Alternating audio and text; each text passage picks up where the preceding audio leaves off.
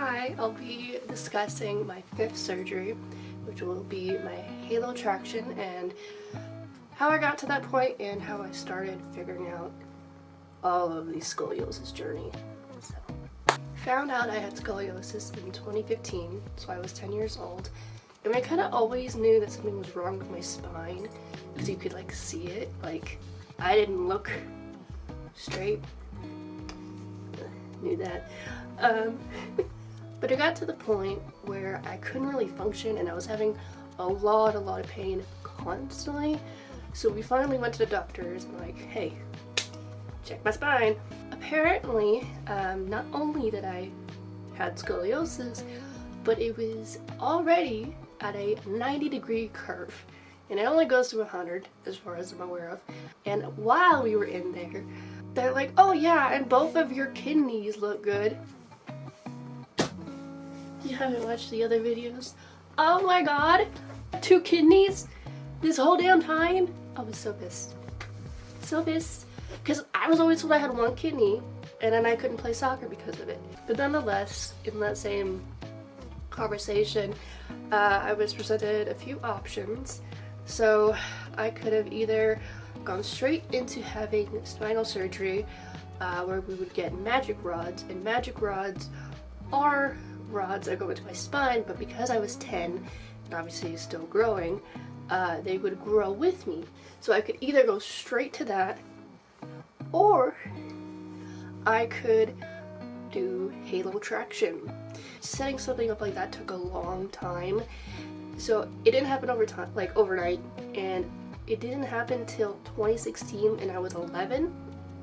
In the meantime, while I was waiting, I got a brace. So it was sculpted to my body, and it was hard plastic, no padding in that thing, and I'm pretty sure it was hydro dipped with soccer balls. I can't exactly remember this thing because it was so long ago, but I'm pretty sure I really liked soccer back then. Do not do what I did because I never wore it. Well, mind you, it hurt like a bitch. It really hurt. The day finally came where I had to have the halo traction. This is the halo. Obviously, I had decorated it at the time, but so this would go on my head like this, and there's little holes. I don't know if you can see it, but they would have screws that go into this. Then the screws would go into my skull. I had 6 screws in total, 2 in the front, 4 on each side in the back, and you could kind of see the scars still. Very lately, they healed up really nicely. It looked like Hellboy for a while. So the bolts went into my skull, or like, I don't know if they actually touched like, you know, skull, but they went into my head. And on this part was a string, and the string would go up, then went over my head, and behind me, it would go like behind my walk, behind my bed, whatever. And on the bottom of that string were weights. You're supposed to start at 5 pounds, I'm pretty sure, or 1, 5 or 1. Start at low weight, and you slowly move up. So yeah, so I was slowly being pulled from my school. So the day of surgery finally came, and it was early in the morning as always. It was just such a weird surgery that it like really creeped me out because I was like, is it gonna hurt? How am I gonna function? Like, it was a lot to process at the time, so it was definitely more of an anxiety ridden one, but nonetheless I got in, and it was the quickest and easiest surgery I have ever done to date. Nothing went wrong. I think it only was like an hour or something. Whew, walk in the park. Easy. Good job, man. Good cow name. I think your nurse is as sleepy as you are. Okay. Where's the fun girl? The what? Remember my nurse, the fun girl. Fun girl? Blonde. Blonde. Oh, she's probably not in yet. Where's her friend, Grandma? They're waiting for you to get well enough to come to the next room. I'm just gonna lay this on your chest. I turned it down so Once I woke up, I think I kept going in and out of sleep a little bit, but eventually I think pretty much the same day I got up and, you know, I processed that I had a halo on my head. There was a man who, I don't know if he made the halo himself, but he made like a little car to go with the halo. So I had like a little car I could drive around everywhere. It was so cool. And it hooked up to the halo and everything.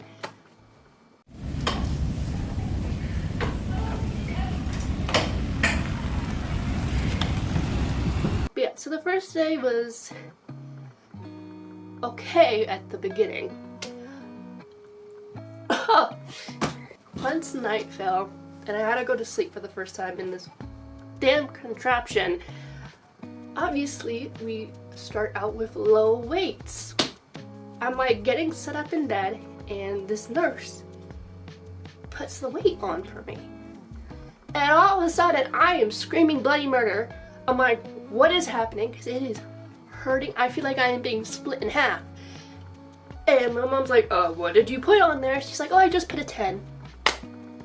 It was either like a 10 or a 15, I can't remember. But obviously, you don't fucking start with that. I am in so much pain. I'm like, I can't sleep like this. And my mom's like arguing with her, like, take it off, take it off. And the nurse is like, no, we're not. She's starting with this. She's just fine. She's being dramatic, and leaves. And like, obviously my mom would want to take it off, and she doesn't. How does she know how the contraption works? Like, what, she gonna split me in half if he tries messing with it? So she just has to like wait till the next shift for the next nurse to come up. Because it was up in the night, and usually it's only one that like watches you mostly, so it's like, oh well. The morning came and a new nurse came on shift, and my mom like immediately was like, hey, can you help? And she tells the nurse, and she's like, what's happening? Immediately got it off. She apologized 100 times. Absolutely ridiculous. But nonetheless, got to my original weight, which then felt like a breeze, I guess, at that point. So it began with a bang.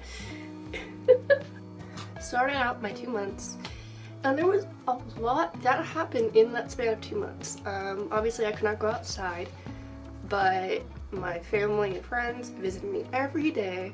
My mom lived with me in the hospital. You want to put the pom-poms in the bag to go home as well? I don't think you're going to be playing with them here. Yeah.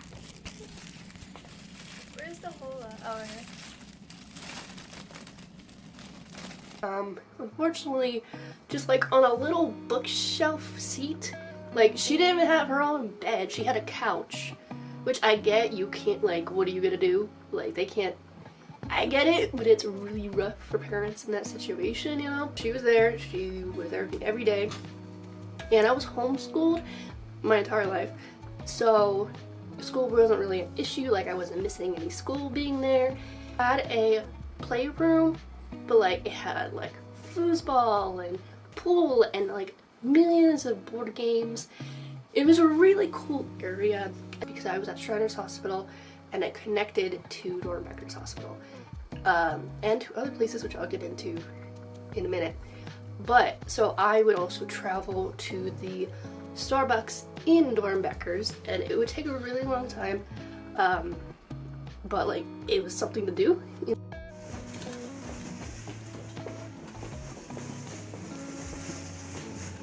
was really good exercise for me, and most importantly there was a roof access with a playground on top, and it was the only like form of like fresh air that I had, because obviously you can't open windows in the hospitals, so it was like any sun, any fresh air, everything was up there. And like I would wheel my ass on the wheelchair onto like the playground and like sit halfway in a slide. Obviously I could go down it, but you know, I made it work, which I'm like grateful for. But with how many like connections there are to other hospitals, there also became an issue with that, and we had to go on lockdown one of these days. You want to know why we went on lockdown? Because apparently not only were we connected to other hospitals, we were connected to an adult psych ward. Oh my god, one of the patients escaped and was trying to break in to my Shriners Child Hospital because I were like connected. We had like locked down all the doors and stuff, and like luckily you needed an access code to get in and out of each hospital, but they were still like banging on the door. I couldn't believe when they said that was happening. And obviously we had, you know, food come to us every morning, lunch, dinner. I had really wonderful nurses, and I had a favorite nurse. Her name was Crystal. I don't know her last name, but her name is Crystal, and I will remember her until I go, because she was, other than my family, helping me so much, treat me like a human being. And that was something I had, especially at that time, never seen. Never in my life. She was the first nurse to ever treat me like an equal.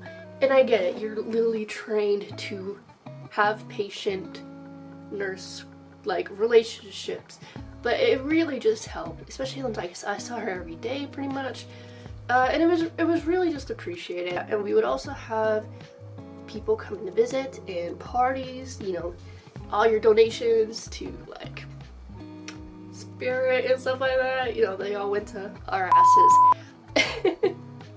And we had cosplayers come and visit us. The Dark Vader dude, he wanted to come and like wake me up to like scare me.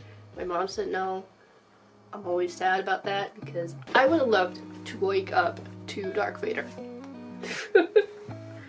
We had magicians come and visit us. We had clown. I did not go see the clown. It's ironic because that is the clown. Pennywise is like my favorite thing on earth. But I was not in the mood that day. Had a million service dogs, and we had a really cool company that came in and decorated our room however I chose. And I ended up going with Monster High. Like, it doesn't like fix what you're going through, but it really does help, especially when you are like a kid, you know, like it meant the world to me back then. So like I will always appreciate people that did stuff like that.